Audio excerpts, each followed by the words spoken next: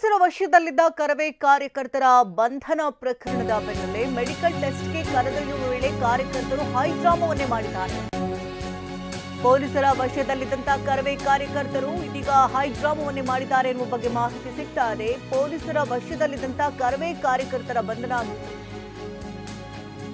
Medical ಟೆಸ್ಟ್ಗೆ ಕರೆದೊಯ್ಯುವ ಸಂದರ್ಭದಲ್ಲಿ high drama ಮಾಡಿದ್ದಾರೆ. ಬೆಂಗಳೂರಿನ ಕೋಗಿಲು ಕ್ರಾಸ್ ಬಳಿ ಕರವೇ ಕಾರ್ಯಕರ್ತರು ತಮ್ಮ ಆಕ್ರೋಶವನ್ನು ವ್ಯಕ್ತಪಡಿಸಿದರು.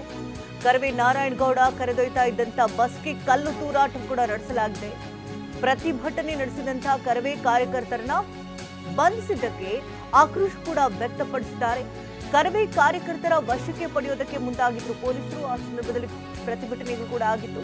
ಇನ್ನು ಪ್ರತಿಭಟನಾ ಸ್ಥಳದಿಂದ ಕೆಲವು ಕಾರ್ಯಕರ್ತರು ಓಡಿ ಹೋಗಿದ್ದಾರೆ ಅನ್ನೋದ್ರ ಬಗ್ಗೆ ಮಾಹಿತಿ ಕೂಡ ಸಿಗ್ತಾ ಇದೆ. ಅಂದ್ರೆ ಪ್ರಾಥಮಿಕವಾಗಿ ಒಂದು 25 ಜನರನ್ನ ಬಂಧಿಸಲಾಗಿತ್ತು. ನಂತರ 19 ಜನರನ್ನ ವಶಕ್ಕೆ ಪಡ್ಕೊಂಡಿದ್ರು.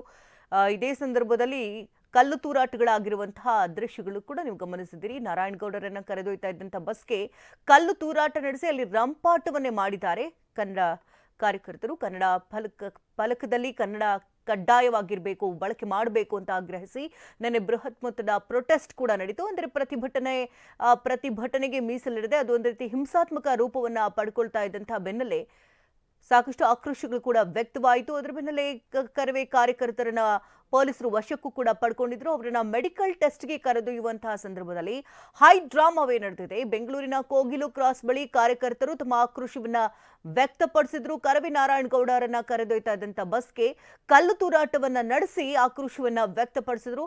ಪ್ರತಿಭಟನೆ ನಡೆಸಿದಂತಹ ಕಾರ್ಯಕರ್ತರನ್ನ ಬಂಧನಕ್ಕೆ ಒಳಪಡಿಸಿದ್ದಕ್ಕೆ ಕಿಡಿಯನ್ನ ಕಾರಲಾಯಿತು.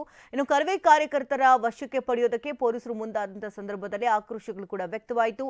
ಪ್ರತಿಭಟನಾ ಸ್ಥಳದಿಂದ ಕೆಲವು ಕಾರ್ಯಕರ್ತರು ಕೂಡ ಅಲ್ಲಿಂದ ಕಾಲ್ ಕಿತ್ತಿದ್ದಾರೆ.